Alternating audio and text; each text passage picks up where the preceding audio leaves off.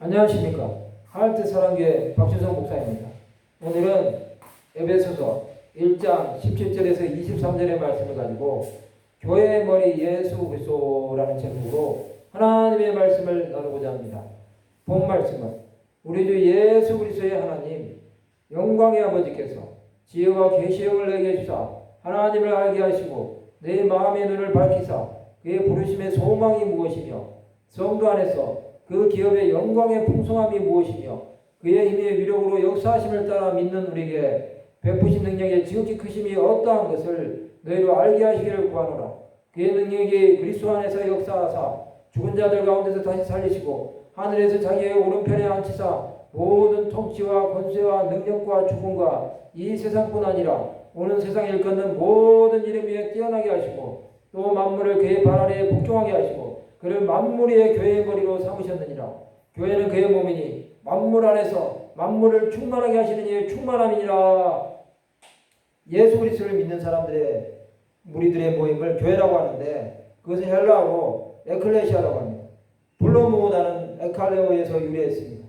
신약의 교회의 시작은 예수께서 가버나움에서 사도 베드로의 주는 그리스도시요 살아계신 하나님의 아들이신다는 신앙 고백 위에 교회를 세우시겠다고 말씀하십니다.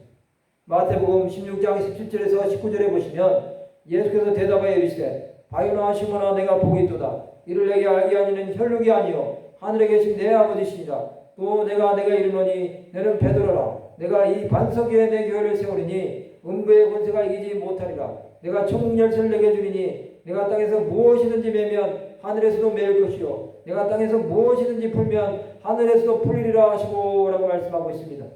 이러한 배경에서 교회의 머리 되신 예수 그리스도를 믿고 사는 목적과 그것을 통한 하나님의 마음은 무엇인지 알아보는 시간을 가지고자 합니다. 먼저 교회의 머리 되시는 예수 그리스도를 믿고 사는 목적은 첫 번째로 지혜와 계시형을 주사 하나님을 알게 하십니다. 에베소서 1장 17절에 보시면 우리 주 예수 그리스도의 하나님 영광의 아버지께서 지혜와 계시형을 내게 주사 하나님을 알게 하시고 라고 말씀하고 있습니다. 예수 그리스도의 하나님을 영광의 아버지라고 부르므로 예수 그리스도의 인성에 대해 말씀하십니다. 제사함이 없이는 하나님을 알 수 없고 지혜와 계시형이 없이는 하나님을 알 수 없습니다. 하나님을 아는 것은 인간의 머리로 아는 것이 아닙니다. 요한복음 17장 3절에 보시면 영생은 권주이라 하신 참 하나님과 그가 보내신 자 예수 그리스도를 아는 것이니이다 라고 말씀하고 있습니다. 예수 그리스도는 하나님의 아들로 선포되셨습니다. 로마서 1장 4절에 보시면 성결의 영으로는 죽은 자들 가운데서 부활하사 능력으로 하나님의 아들로 선포되셨으니 곧 우리 주 예수 그리스도시니라고 말씀하고 있습니다. 두 번째로 마음을 밝히사 부르심의 소망을 알게 하십니다. 18절에 보시면 너희 마음의 눈을 밝히사 그의 부르심의 소망이 무엇이며 성도 안에서 그 기업의 영광의 풍성함이 무엇이며 라고 말씀하고 있습니다. 예수 그리스도는 우리의 마음의 눈을 밝혀주셔서 부르신 자들의 소망을 깨닫게 하십니다. 부르심의 소망은 천국, 부활, 영생입니다. 갈라디아서 5장 5절에 보시면 우리가 성령으로 믿음을 따라 의의 소망을 기다리노니라고 말씀하고 있습니다. 에베소서 4장 4절에 보시면 몸이 하나요 성령도 한 분이시니 이와 같이 너희가 부르심의 한 소망 안에서 부르심을 받았느니라고 말씀하고 있습니다. 또한 성도 안에서 그 기업의 풍성함을 알게 하십니다. 기업의 영광과 복은 천국의 영광과 복입니다. 로마서 8장 18절에 보시면 생각하건대 현재 원하는 장차 우리에게 나타날 영광과 비교할 수 없도다 라고 말씀하고 있습니다. 요한계시록 21장 10절에서 11절에 보시면 성령으로 나를 데리고 그 높은 산으로 올라가 하나님께로부터 하늘에서 내려오는 거룩한 성 예루살렘을 보니 하나님의 영광에 있어 그 성의 빛이 지극히 귀한 보석 같고 벽과 수정같이 막더라 말씀하고 있습니다. 세 번째로 믿는 우리에게 베푸신 능력의 지극히 크심을 알게 하십니다. 19절에 보시면 그의 힘의 위력으로 역사하심을 따라 믿는 우리에게 베푸신 능력의 지극히 크심이 어떠한 것을 너희로 알게 하시기를 구하노라 말씀하고 있습니다. 우리는 하나님의 능력의 지극히 크심을 구해야 합니다. 죄인된 우리는 하나님의 능력을 깨달을 수 없습니다. 하나님은 우리를 주 예수 그리스도의 보혈로 구원해 주셨습니다. 예수 그리스도의 십자가의 사건이 없었다면 우리는 여전히 죄 가운데 거한다는 것입니다.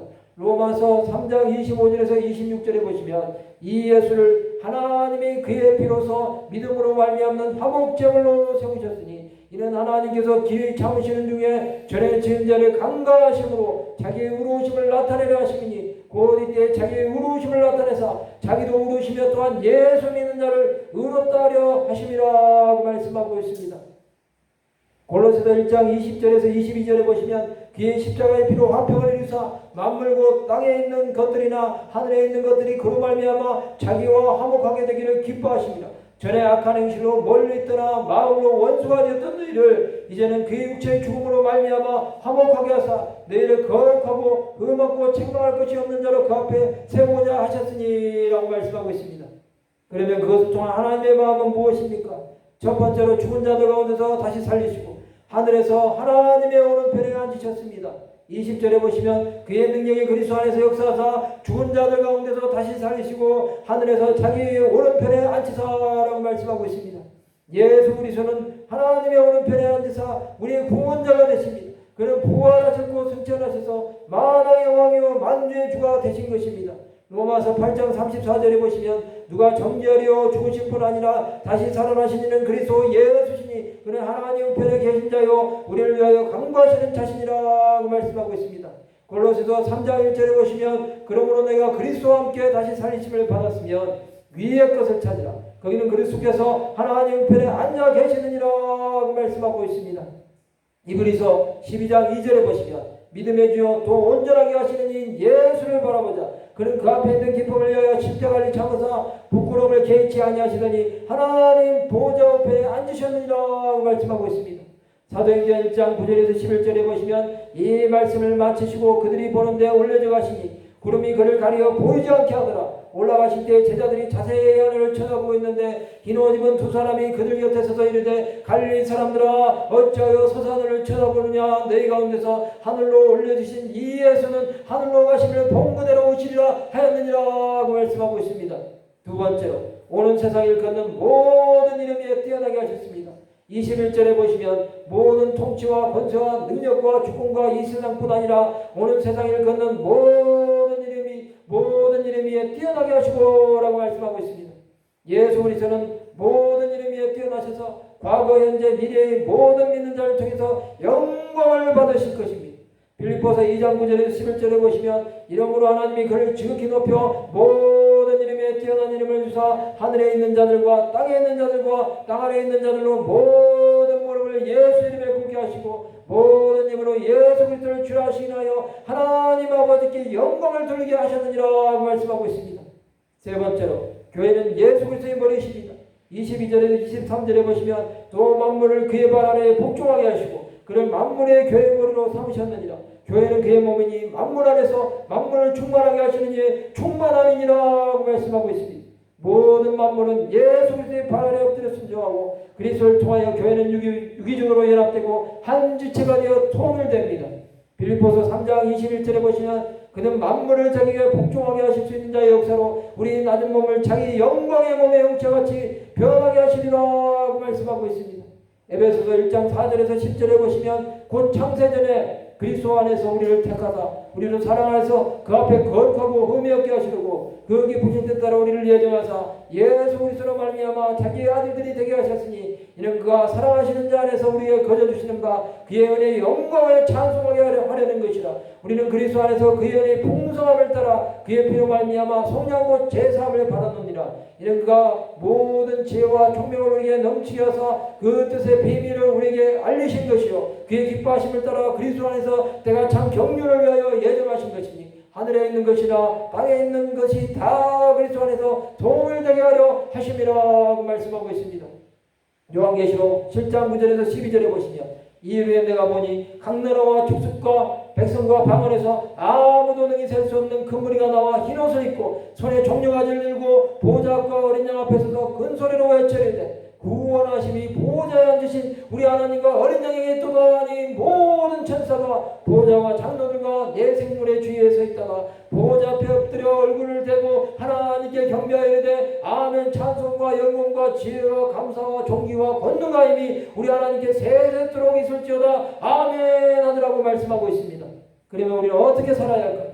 교회 머리 되신 예수 그리스도를 구주로 믿고 그 안에 거하는 삶을 삽시다. 그럼 만물에 계셔 영원히 찬송받으시기에 합당하시니 열방의 모든 족속이 예수 그리스도 앞에 엎드리고 아무도 예배하지 않는 미정도 종족에도 예배자가 나오고 예루살렘에서 시작된 복음이 온 유대와 사마리아와 땅끝까지 전파되고 다시 예루살렘으로 돌아가 아직도 예수 그리스도를 기다리는 선민된 유대인의 믿는 자가 차기까지 우리는 주를 향한 예배를 멈추지 않아야 합니다. 인류의 종말이 오는 그날이 언제일지 모르나 우리는 끝까지 최후 승리합시다. 말씀을 마치고자 합니다. 교회의 머리 되신 예수 그리스도를 구주로 믿고 하나님의 나라 영광을 위해 사는 하나님의 백성들 되시기를 주님의 이름으로 축원합니다.